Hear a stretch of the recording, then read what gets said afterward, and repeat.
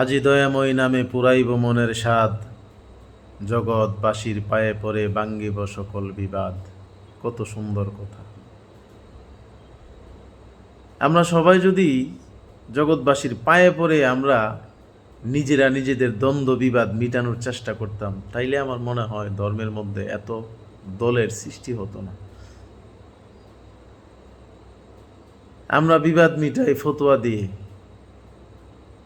একটা জিনিস মনে রাখবেন, ফতোয়া দিয়ে কখনোই বিবাদ মিটানো যায় না, নতুন দলের আবিষ্কার করা যায়। আপনি যদি কোনো বিষয়ের মীমাংসা চান, আপনি যদি দ্বন্দ্ব মিটাতে চান, তাহলে আপনি পায়ে পড়েই মিটাতে হবে। এই জন্য বলা হয়, বলো দেখি এই জগতে ধার্মিক কে হয়, সর্বজীবে দয়া যার ধার্মিক সে হয়। ধার্মিক হন, তবেই দেখবেন পায়ে পড়ে বিভেদ মিটানোর মতো মন মানসিকতা জাগ্রত হবে।